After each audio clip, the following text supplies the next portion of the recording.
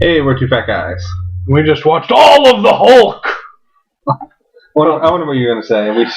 Yeah, I didn't know either. That's true. Yeah, we watched both of the Hulk versus shorts. They're kind of shorts. Yeah, it came. I honestly don't know what they are. It came out on DVD together. They don't come separately. Oh, really? Yeah, like you can't go and buy just Hulk versus Thor, Hulk versus Wolverine. That's weird. Yeah, I remember they came out on DVD. That was one of the earlier ones. Like all the Avengers were before those, but I remember like at Walmart, Hulk versus showing up and going, "What is this? And why would I get like the standalone thing?" I mean, I could see them showing on TV separately. Like, here's an hour of Hulk versus Thor. Yeah.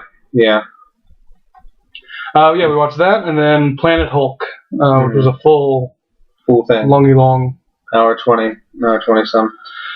So let's start with Hulk versus, I think. Yeah.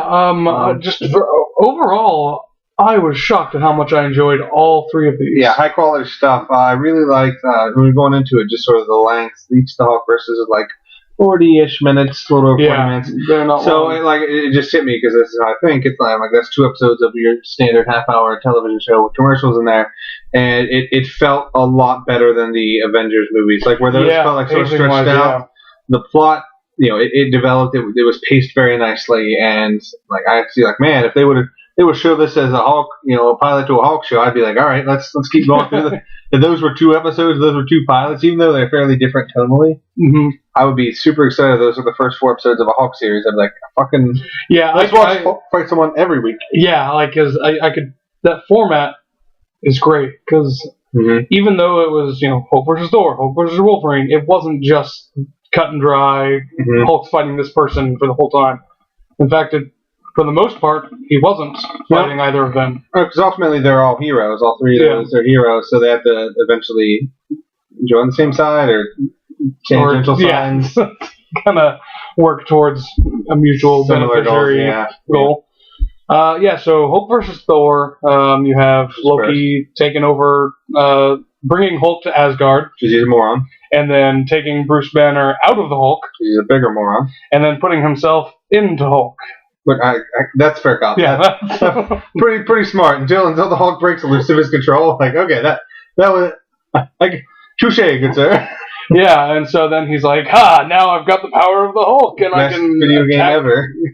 Yeah. So like occasionally it cuts back to Loki, like in his lair, just like punching nothing with 2 of his lackeys nearby. Like, and I'm like, how is this not on Connect? How is this not on Connect yet? Oh man, Hulk versus Thor, the Connect game. That would work. Coming to theaters near you. And then so ultimately Hulk breaks free of that because nothing can contain the Hulk. And he's not happy about being controlled. Takes it out on everyone. Thor because he's there, and everyone else because they're in his way. It's surprisingly solid balance, and I feel like all the good Marvel movies have this balance of pure action, and pure story moments. Yeah. Because I was a little afraid, and honestly, I didn't know which one I was afraid on. When going into Hulk versus, I thought, like, man, there's either going to be too much story or not enough story. Like, I didn't know whether to root for just brainless, all right, fist fight for a half hour, or root for really deep story. For someone who doesn't have, like, various weapons that he uses or a multitude of powers, all of these fight scenes between all 3 movies and even the Eric Bana Hulk, and I know from Incredible Hulk, the fight scenes are radically different. Yeah. I mean, there's a lot you can do with just... Hulk, he punches things until there's nothing left to punch, but somehow they keep that fresh, which is really good. Yeah, so the Hulk versus, I'm not sure if those are based on any specific stories, if those were arcs that had happened, they sort of adapted things from, but they just were completely original. Planet Hulk, however, was an adaptation of a specific series. It was what was going on in the Hulk series while Civil War was happening. And it's very good. It's changed.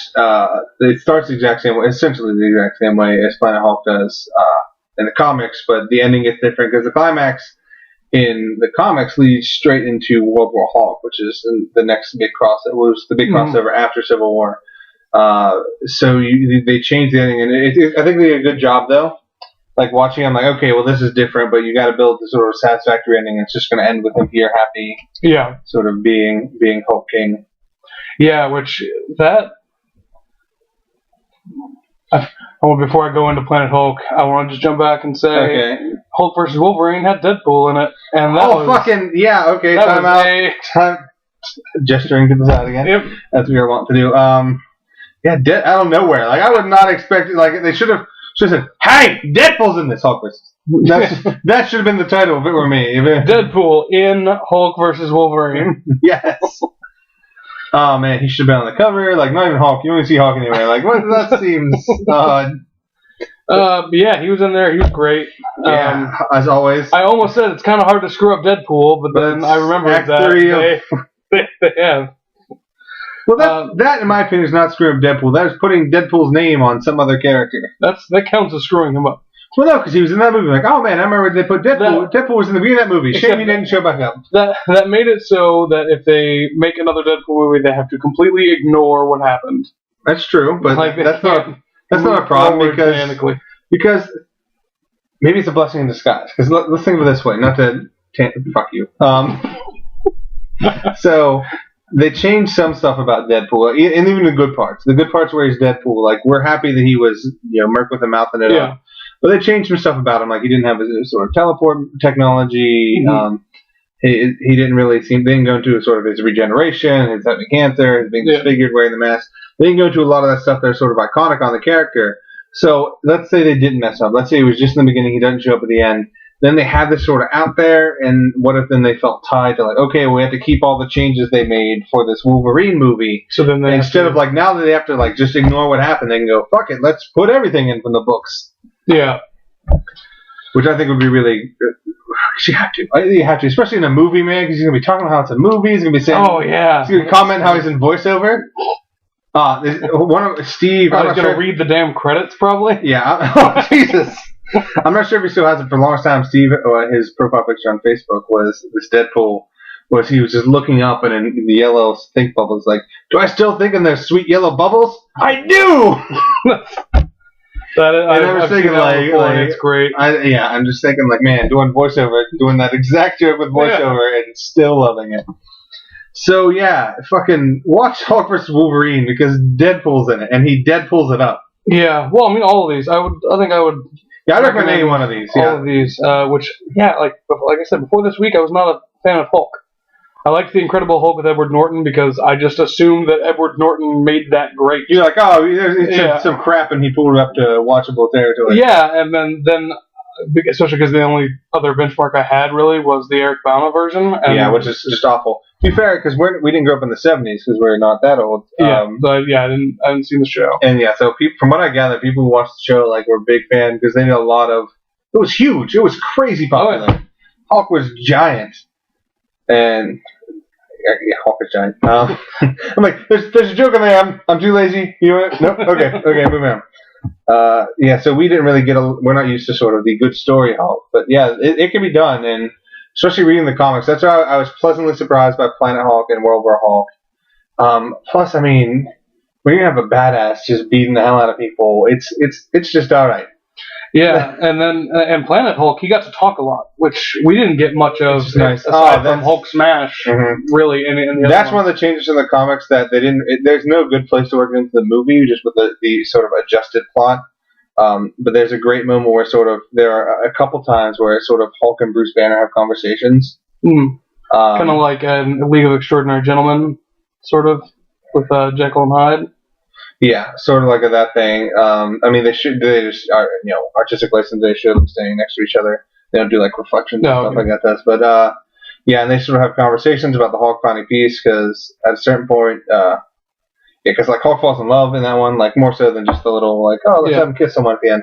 Are you gonna read it? Because I don't want to ruin it for you. I mean, eventually I'll forget by now and. Spoilers. Spoilers. So essentially, he falls in love with it. It ends up being the chick they made, the guard woman that he kissed at the end. Mm-hmm. Like he falls in love with her. Like he's ruling over sort of this warrior king, and he's like finally happy. And like Bruce Banner at one point's like, I'm gonna let you be the Hulk. Like you're just stay the Hulk. It's sort of a letting go of like you're not angry anymore, but you still stay the Hulk. So it's nice because Bruce Banner and the Hulk sort of find peace in that. Like okay, this is sort of a place where you can be you, and I'm fine with letting you be you here. Because it's good for you here. So he's in love with this woman, and it's actually cool in one moment, like when she wants to see Bruce Banner, so he turns back into Bruce Banner for a minute, and then he like re-hulks up. But the big ending is the spaceship that he was sent in was rigged with a bomb to explode after so long, just in case he de-hulked, Bruce Banner couldn't repair the ship and fly back to Earth because he's super smart.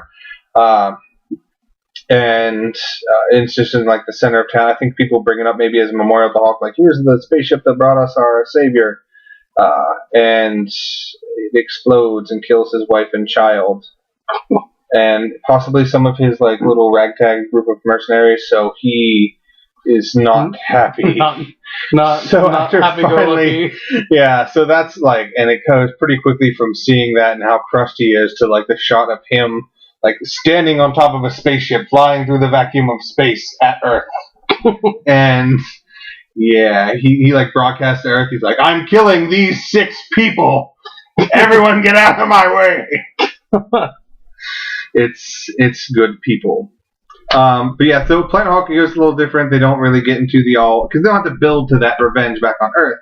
They're sort of building on the Hulk accepting himself as maybe he can do good. Yeah, I mean, it seemed kind of like they kind of externalized that, the Bruce Banner Hulk stuff. Yeah, because I mean, he just had it be the Hulk. And he talks about how he's always been, they do a good job in this season, he's always been called a monster, because really on Earth, ends up just smashing the shit out of stuff, even when he's doing good. So it was nice to see this struggle with none of this Bruce Banner constantly in his mind saying, "You're terrible, stop doing this, you're a monster." Also all the external forces, and now he takes, I think, a dramatically satisfying amount of time and like development to get to the point where he's like, maybe I can do good. Maybe I can be a good guy. And it's well done. It's rewarding for the audience and the character. And and it's solid as an animated movie. It's apparently all the good ones are written by that one guy. Mm-hmm. Like Next Avengers, Hulk versus and this one, and Planet Hulk. I forgot to look. I'm not sure if this one definitely Hulk versus possibly Planet Hulk were all written by the guy who was the head writer on the new Avengers series. Yeah, Christopher Yost. And to me, just in my brain at this point, I'm starting to think like he's like the Paul Dini for the Marvel animated. Like he's taking the helm and like, we're gonna do good shit. Everyone with me, and like fucking let's do that. So yeah, solid stuff. I've been pleasantly surprised by the animated stuff so far. Yeah, like I said, the first 2 Avengers, as we said, were about what I expected out of all of them. And then Next Avengers, huge surprise. Hulk, very, very decent surprise. Yeah, all these are a surprise to me. Like I'm super excited for Hulk written by Joss Whedon now. Yeah. For the Avengers, like now knowing that you can do something amazing with this character, like even more so than what was done with the Edward Norton version. Yeah. Like, I am more pumped than ever to see what Joss Whedon does with him. But before that, we still have a few more here. We got 3 more kind of a miscellaneous solo stories. The Invincible Iron Man, Doctor Strange, the Sorcerer Supreme, and finally Thor, Tales of Asgard, which I believe are another sort of multi-part thing. At least I think, and maybe it's making that up because it's called Tales of Asgard, and I assume it's like, here's a couple of tales. Wacky Adventures of Thor, which, that's fine. Which I'd be fine with.